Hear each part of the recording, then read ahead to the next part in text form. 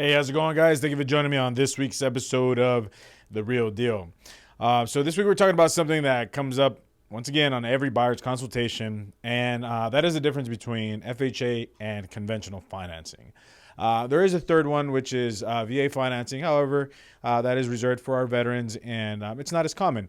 So, for today, we're going to talk about those two particular ones because that's 90% of my business, conventional or FHA financing. And both of them have great benefits to them, and both of them have some cons to them. So the first one we're going to talk about today is conventional. So let's talk about some of the pros. Conventional financing is backed by private mortgage versus FHA financing that's backed up by the government. So just to kind of give you a little bit of an idea between the distinctions. So generally speaking, because of that, FHA is going to be a little bit more restrictive. But some of the conventional pros are if you have good credit, it's not a fixed PMI like FHA. So if you have great credit, that's also going to lower your private mortgage insurance. I've seen some crazy low PMIs on that. So that is going to help.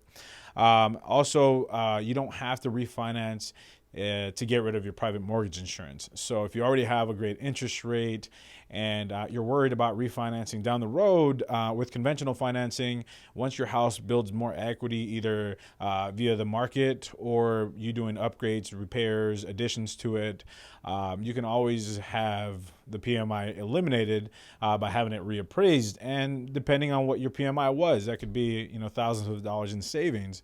FHA, on the other hand, no matter what, you have to refinance. It doesn't just fall off.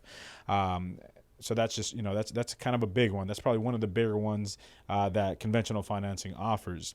They're more lenient on their appraisals. So what I mean by that is the value that they give usually is going to be a little bit more higher than FHA. Not always. I mean, there's always exceptions to this. This is all just generalities, but for the most part, they're going to be more lenient, and they're also not going to be as strict as FHA when it comes to repairs. And I'll go over that when I talk about some of the cons of FHA. There is no 90-day flip rule for conventional financing as well. So with conventional financing, if a house was flipped and it comes on the market, you're able to make an offer on it. It's something that you can't do with FHA. And FHA, there's a 90-day flip rule. So that's a bonus and a plus of using conventional financing. And in general, because of a lot of these things that I talked about, in general, when you're making an offer on a house, if you're competing with somebody that has VA, FHA, and conventional financing, for the most part, of course, if the offer is good or a better offer, sellers will accept a conventional offer more likely than they would an FHA offer because of all those different reasons that I talked about. So it's always good if you have that as an option, if you have that option, though. So let's talk about some of the cons about conventional financing.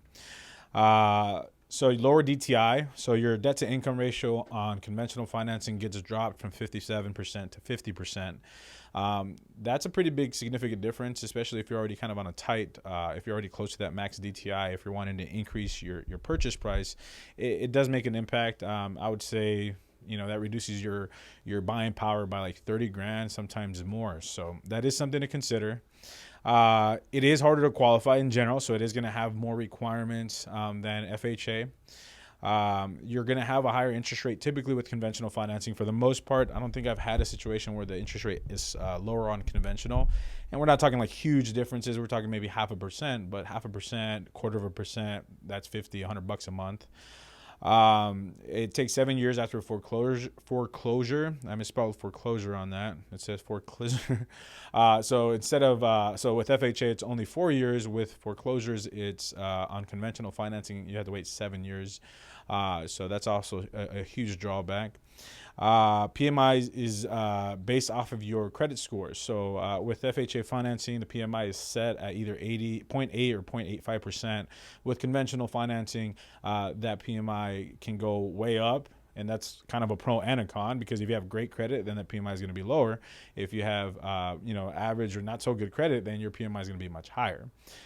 So those are some of the cons of conventional financing. And let's go ahead and move on to some of the pros of FHA financing. FHA is a great product for anybody that's, for the most part, I mean, I would say FHA is a good product for first-time home buyers or people that don't have the greatest credit, but there's more benefits than just that. It's not only meant for people that don't have great credit. Like when we purchased our first house, we had great credit and we still took advantage of FHA financing, and I'll talk about some of the reasons why that is. So first off, with FHA, you have higher DTI. So once again, if you're already kind of at that max, and you're wanting to purchase more, let's say it's a married couple and only one of them is on the application, and you can afford the house. I mean, that you guys have a joint income and together you guys can make it happen. Or if you live with family or parents, but you're the only one on the qualification, on the pre-qual, it's good to have that extra 7% versus conventional. That's going to give you about an extra, like I said, $20,000, $30,000, $40,000 in purchasing power. So that is a benefit there.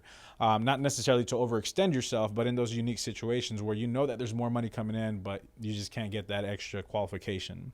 Always for the most part, I mean, I don't think I've had a situation where FHA interest rates are higher than conventional. I've seen 4.25s closing recently, 4% closing recently. So FHA interest rates are going to be generally better if you're comparing apples to apples when it comes to somebody that has the same exact credit score, same purchase price. For the most part, FHA interest rates will be lower. There are easier approvals. You have less restrictions on FHAs, so you're a lot more likely to get an approval going that route. That could be because it's backed by the government, and the government doesn't have as many restrictions as conventional financing. Foreclosure is only 3 years, so if you had a foreclosure, you can purchase a house with FHA financing after only 3 years, which is great. PMI is a set amount, so it doesn't matter what your credit score is. Once you have your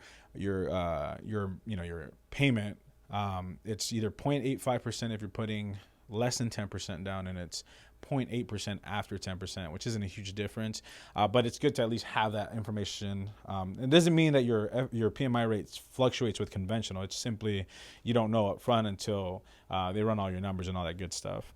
And approvals start at a 550 credit score.